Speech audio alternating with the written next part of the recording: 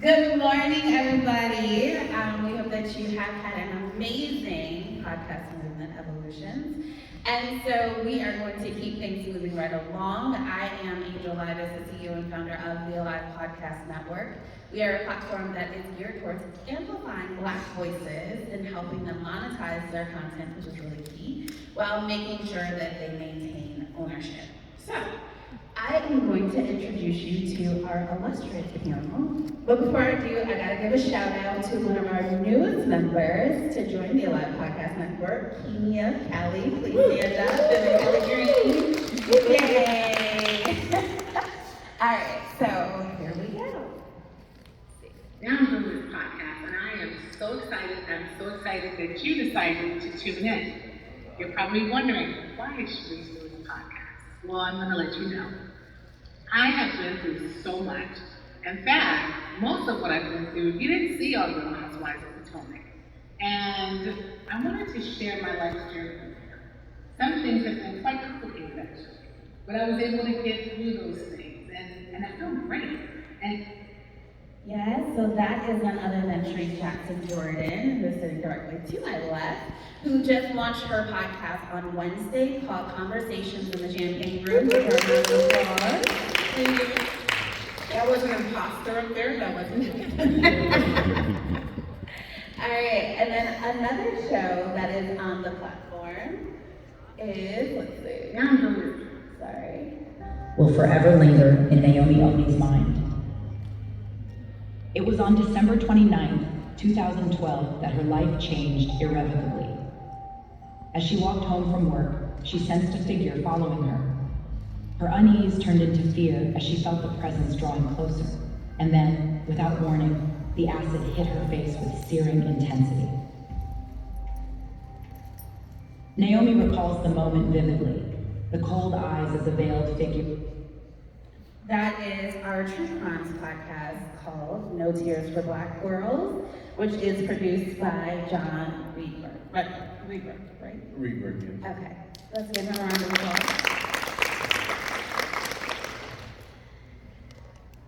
How many babies die in the first month of birth? What is infant mortality rate? And how do those metrics compare to other populations? So, for example, the life expectancy for Caucasians in America is 77 years of age as of 2020. That's white men and women. The life expectancy for Black men and Black women is about 72 years old. And that is Genius Health Minute with Yusuf Enriquez and myself. That is our other podcast, Yusuf. And then we have one extra person that is on our panel right now, Corey Kareem. He just so happened to be here at Podcast Movement. And one of the biggest things about what the Alive Podcast Network believes in is taking our host from just being behind the mic, but actually putting him in front of the people. So since Corey was here, it's like, we gotta have Corey. And he is the podcast host of 3 Questions with Corey Kareem. Let's give Corey a round of applause. Thank you.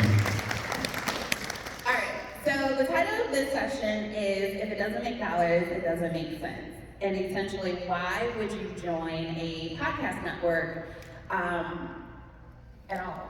And so, just out of curiosity, how many of you are indie podcasters? Okay. And so for us, one of the main things was being very intentional around having content available to people who are looking for something very specific. And so when you are looking to join a network, I think there are 3 main things that you want to be very intentional around. One, who is this network catering to? And do you fit within the realm of who their target audience is? 2, do you have a contract set up with that particular network? How do they go about aggregating or curating their content, or are they just aggregating shows from different directories? And then number 3 is making sure that you always own your IP. A lot of times when you sign with networks, they kind of have it written in their language that you may not own all the content. And so, first question for you all is, why did you all decide to join a podcast network? I can take this one. So I feel like I've been doing a lot of recruiting for you. I feel like I've been asking this question a lot. So for me, it's a couple of things. So I first met Angel at the American Black Film Festival, where a show that I helped produce was doing a screening there. I met Angel. She was on a panel just like this, and she was a force to be reckoned with. And I was like, I gotta get to know this woman.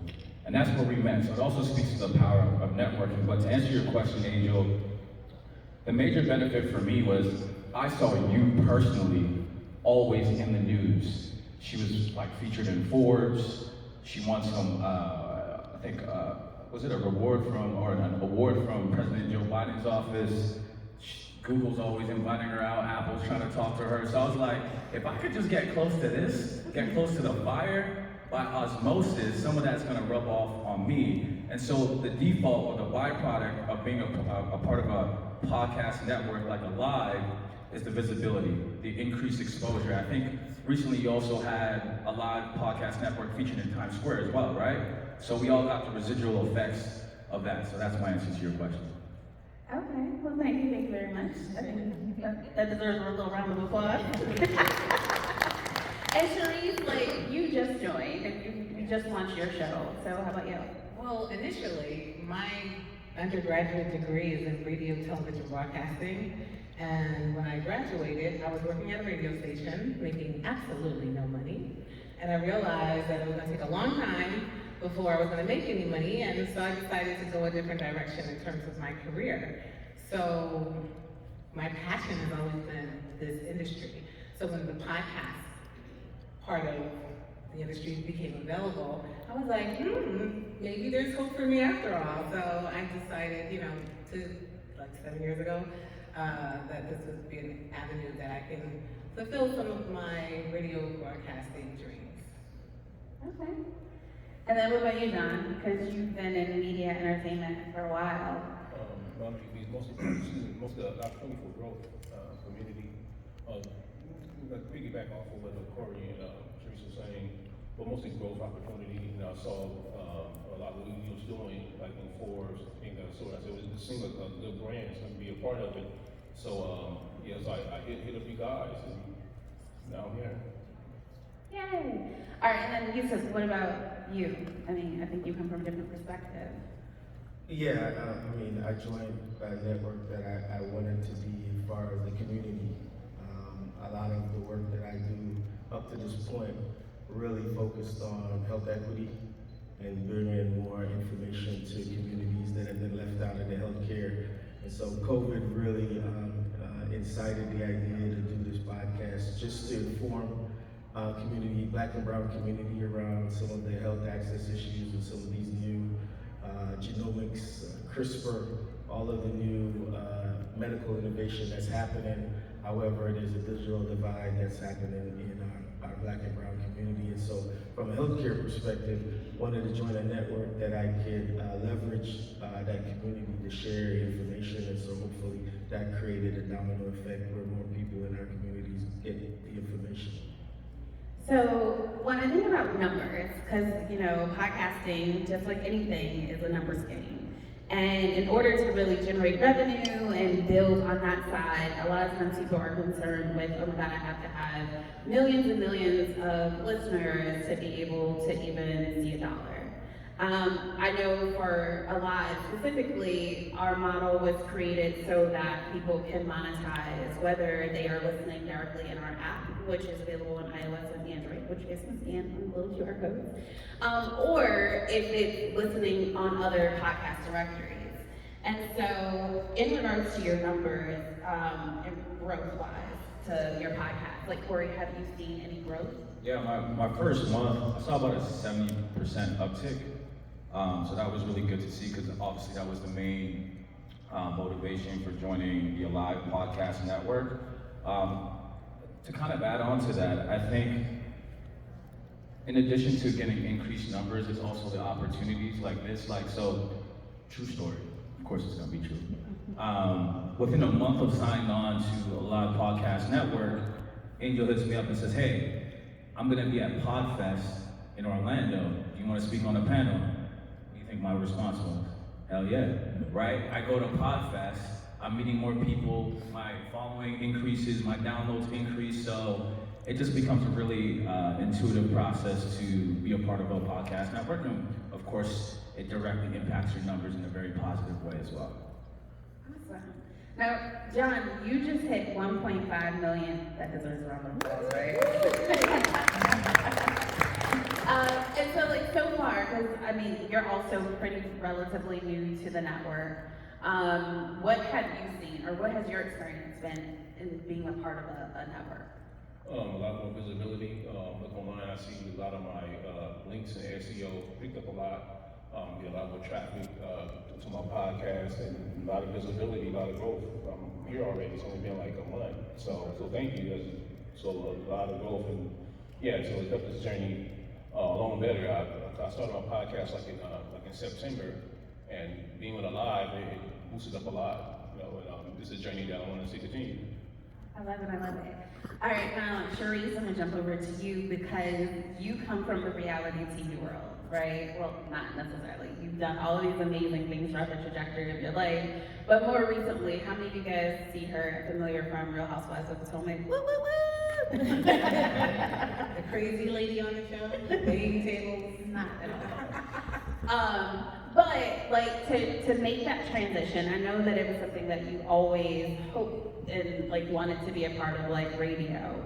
Like, what is something that you're looking forward to on now this new podcasting journey? Well, the thing is, when you do reality TV, you really don't necessarily see the reality. So I went through a lot of my personal struggles on the show, and as a result, I had different people coming up to me, asking me different things and sharing their journeys with me. And so that was another thing that made me want to do a podcast, because it gives me an outlet to be able to share my struggles and the positivity that's come out of the struggle, and allow me to communicate with more people and hear their voices and share voices of other people. So that's the main reason why, coming from the reality world, doing a podcast gives me an outlet to be able to share my truth. I love that. Now, money-wise, Yusuf, I'm going to you for this. Like, what is something that you've seen or that made you decide, like, okay, like, I like what it is that Alive is representing from a network perspective, and not just like Alive, like in any industry or anything that you're doing. Like, what is kind of like your thought process around like generating revenue behind it? You know, I think the primary thing for me is one was, you know, connecting with a network that'll get me to a specific audience. I think, you know, when we look at the numbers, it's an area that's growing within just individuals of Black and Brown that are even listening to podcasts. So that's a growing market. So that was also interesting for me to look at, you know, the trajectory of where I could go. Over 400 million people across the world, Black and Brown, that have interest within healthcare. And so one of the big things for us is getting sponsorships from companies, pharma companies, that are really being intentional of making sure that Black and Brown communities are included in some of what has always been hesitancy around clinical trials. So the opportunity for us to grow is wide open, especially with the new cutting edge innovation that's happening within healthcare. But the biggest challenge we're having is that most of the communities that need to hear this are not hearing it. And so the podcast is a good way for me to reach a further audience that I couldn't reach just by doing this in where I'm currently living. So as far as opportunity, a lot of pharma companies are struggling with getting content to Black and Brown community, and also have huge sponsorship that are being given if you could penetrate the market and have individuals from certain communities get engaged with trials and participate within the healthcare system. And so, Corey, I'm gonna jump to you now. Like, for you, like, can you share with us, like, personally, like, what your goals are around, like, the monetization and, like, what you ultimately want to have happen with your podcast? Yeah, great question. So this year, monetization is my core focus, hence why I'm at all these events, because I'm learning from folks like you, sitting in and on some of the tracks as well. For me, it's to match my job income Fun fact, I also work for Spotify, so I'm trying to match that. It's an ambitious goal, but it's one that I'm very determined to do. And I know based on some of the work that I've done this year with the Alive Podcast Network, with meeting people at events like this conference, I'm very much on my way. In fact, from Podfest, I met a business coach that's specifically for podcasting, and it's already changing the way that I look at my business, different ways I can monetize. And in fact, next month, on April 18th, I'll be doing my first live podcast event. So I'm on my path to monetizing my podcast. Ooh, I'm here for it. And Charrisse, Sorry, did I just clap for myself? yeah, it's okay. Charrisse, when you launched yours, talk about like how you did your launch event for your first episode. So we selected to do the podcast via live, which I was a little scared to do it that way, but it actually turned out awesome. We had a live audience. The funny thing was I kept introducing myself as the guest of the show instead of the host, but once I got through that pickup, everything else ran relatively smoothly. But it was just really good because you got feedback from the audience. They shared their thoughts about the actual podcast with me. I was open to suggestions of like, how can I have improved myself? You know, of course, they said, you were great, they lied. I know there's things I could have done improvement, but it was just a great experience to do it live, and I look forward to doing it live more often. Now, how many of you have had sponsorship opportunities? And I'm gonna actually stay with you because the first podcast, it was sponsored by a brand. Yes. Well, my podcast is Conversations in the Champagne Room. Unfortunately, I have this passion of champagne. And so every episode I drink a different champagne, and so I had a champagne sponsor. So this sponsor actually wants to sponsor the podcast. So, you know, just reaching out to things that reflect the podcast I thought was a good way to promote the brand and promote what I was doing as well. So with that in mind, like I don't know what everybody's podcast is or what the goal of your podcast are, but sometimes just being able to connect with somebody or a brand that is relevant or interested in what it is that the content is aligned with, or even if there's a segment that can be branched out. Being very intentional around like being, you know, what's happening from month to month. So April is next month, April is Financial Literacy Month.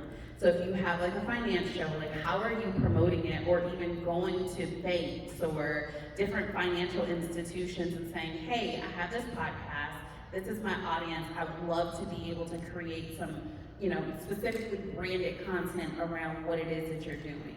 I think working with a network and having somebody to lean into and to share different ideas of ways that you can generate revenue, whether it's through sponsorship or through ad sales, or we also have like the subscription model. I think that's like really key.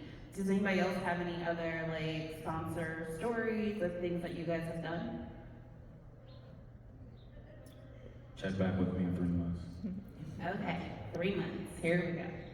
All right, so any other like reasons why you decided that a podcast network was beneficial for your particular podcast? I know for me personally, I don't think I could have done this on my own.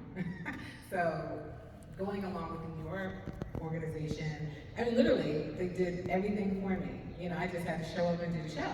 And that helped me. Like yesterday, I'm like, oh, I'm going to pitch myself to iHeartRadio. And I'm already on iHeartRadio, you know? But, you know, so just being with the network that's doing so many things for you, that makes life so much more easier. So, you know, it's easier to sell it too. Because like I was talking to my friend last night, who, you know, the ex-athlete, and I'm saying, you really need to come with this network. And when I was telling him, I said, I've been talking to you about this all along. You know, you should be here. He's from this area. And so he was like, okay, we'll talk, you know? But it's such an easy thing. And I think people like myself, you go into things and you're kind of scared and you're not really sure. And with the network, it has all the answers. You don't even have to think. Awesome. Well, we are down to the last like 10 minutes, so I do want to open it up to questions if anybody has questions. If not, we can keep going. But okay, yes. We have a mic coming for you.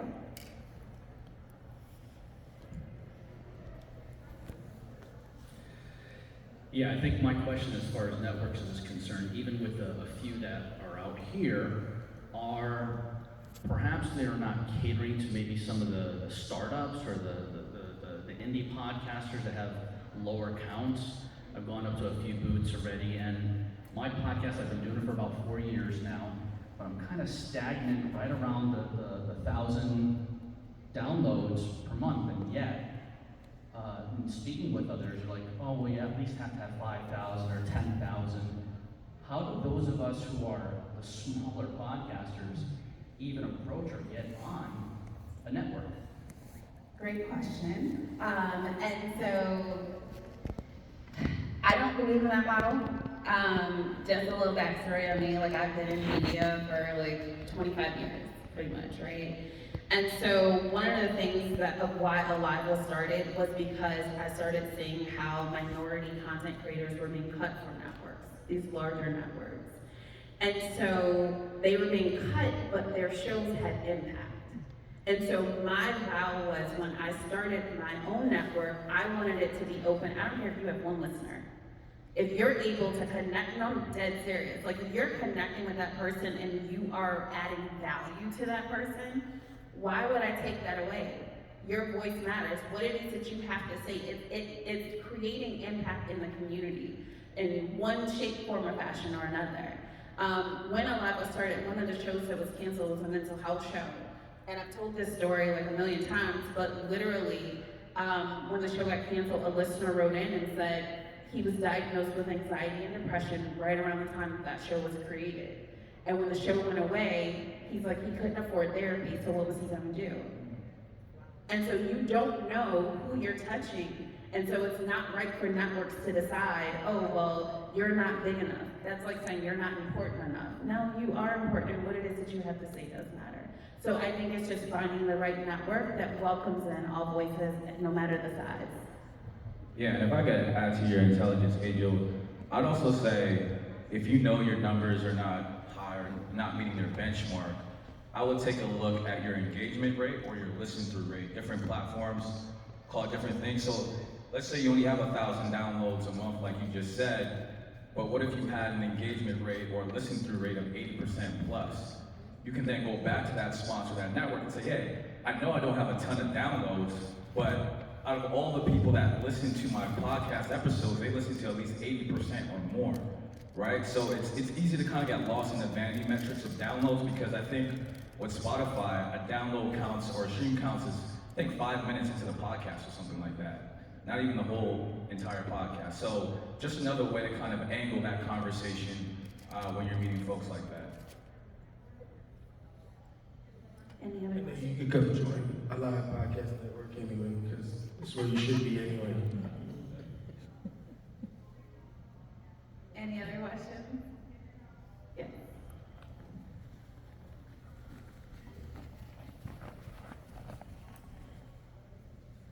I have a growth and distribution platform for podcasters, and we're doing that through podcast recommendation within digital magazines, articles, blogs, website, based on contextual matching. And what we help eventually do to the podcast, we're growing his listeners base and making him more discoverable. And I'm looking for working with podcast networks, and I'm trying to understand what should I bring them to the table in order to collaborate with them and help them grow their podcaster base. I think it's going to be based on networks. I know for us specifically, we do a lot to help make our shows more discoverable for our hosts, whether it's through AI technology, whether it's through, we use PRSS to push out press releases that highlight the different things that are going on within the network. Like I said, Financial Literacy Month is next month, so being able to push out, these are our financial shows, that way Good Morning America, the Today Show, like major publications are able to see, and publishing houses are able to see what Alive is doing, and making sure that we're always in the news. So my goal isn't to always have Angel pop up in the news, but how is Alive popping up and showcasing the different content and the great hosts and their shows, and what it is that we're doing to a larger audience. So, we definitely look at the the digital contacts and things like that. But on our platform, we typically do that ourselves. So I don't know if there's like a value add of what it is that you're doing that would be different than what we're able to do on our own. But like for your question, I think it just depends on what the network is currently doing, or if that's even a service that they offer their hosts. Yes.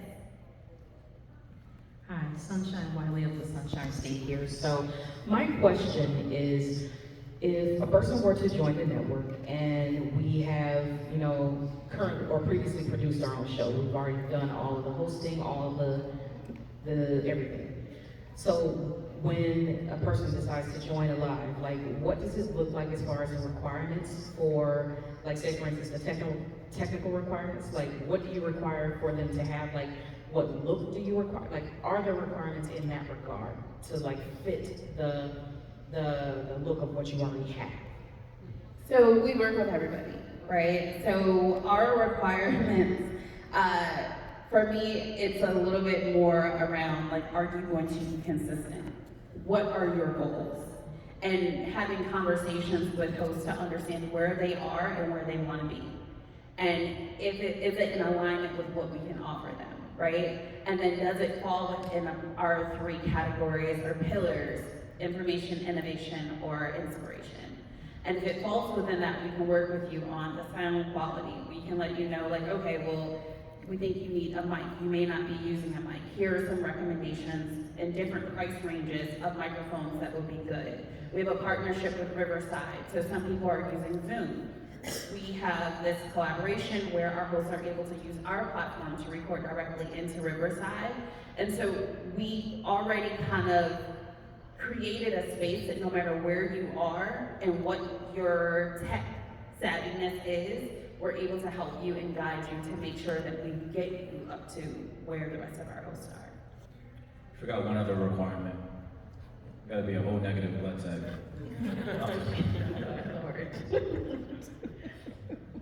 Hello, my name is Anthony Weaver from the About That One podcast. I have one question because mine is a financial lifestyle podcast. But this one is just a fun one. So I actually want to know, what is one thing that if you get 10x within the next 3 months, what would it be? If we could 10x one thing, what would it be? That's just for like everybody to answer.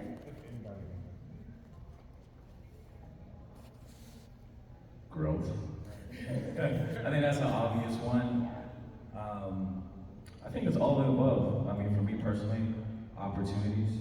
Because I know, like, you're doing the speaking thing as well, like, stuff like that. But growth, ultimately, that's kind of the mode that I'm in 2024. Yeah, I think that would be true. I mean, it's true for me as well. John? Growth opportunity, visibility, just keep going. Yeah, I mean, I think just more listeners, right? So having more people, especially in the healthcare area, need to get this message out to many people. So for me, it's doing more events like this, getting in front of people, and just letting them know what we're doing. And I think to what Angel said, because it's a network, everybody wins. So John 10x, we all 10x on the network because that gives more visibility to everybody else on the network as well.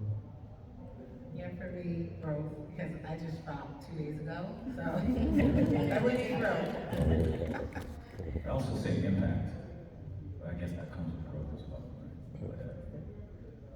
Right?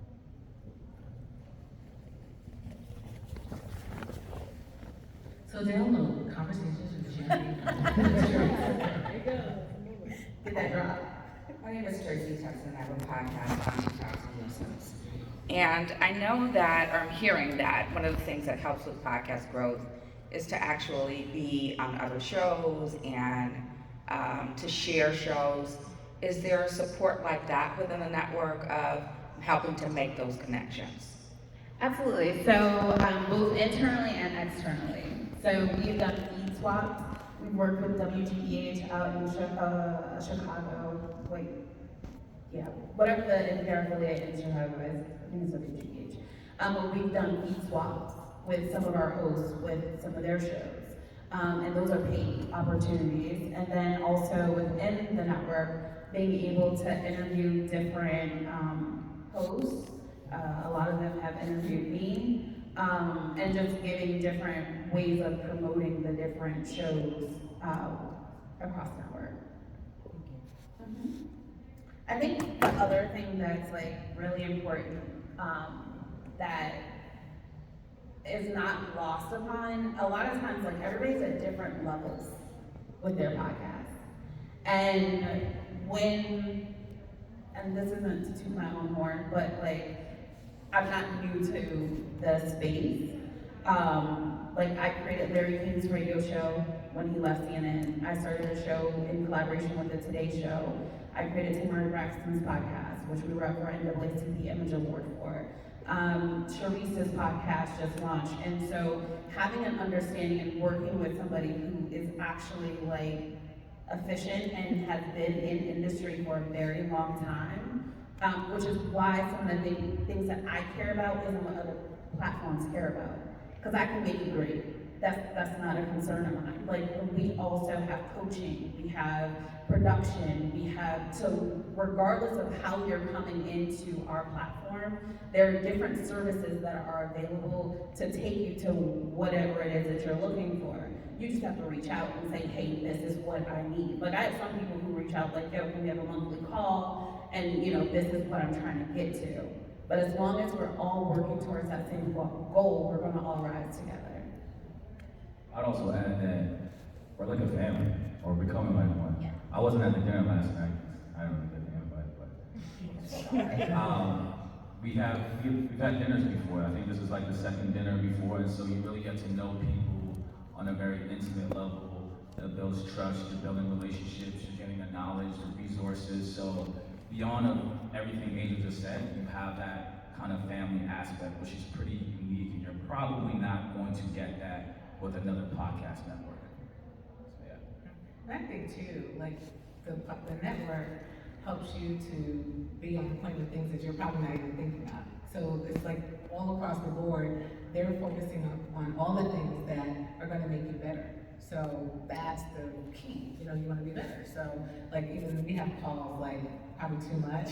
I have to remember she has other clients, but you know, she's constantly reminding me of where the focus should be. And sometimes I don't know that, oh, that's what I need to be doing, you know? So that's an important part of the network. And again, like this opportunity of meeting people and even people within our own network and just sharing experiences, ideas, and things of that nature is just amazing. And I want to add this because I feel like the money part is really important. Our main goal for Q2 is advertising. And for me, in building this, like we're 2 years old, right? Our app is less than a year old. But there was a strategy in place with how we went about doing things. We had the subscription model that was built out in the app. But the ads part, I wanted to make sure that when we went to brands, when we went to advertisers, we can say that we're brand safe and we're brand suitable. A lot of people don't even know what brand safe and brand suitable means, especially for brands. And so when you are working with a network that understands what advertisers could potentially come back and say, oh, we don't know if this is gonna work on your platform, or we don't know how this is gonna impact our brand, we've already kind of X'd all of that. We've worked with Barometer, we've had all of our shows go through testing, and everything came back brand safe and brand suitable. So now when we go to advertisers, we have all of our metrics, we have all of the logistics to be able to say, yo, we're ready to go. So there's nothing that you can come back and say no to.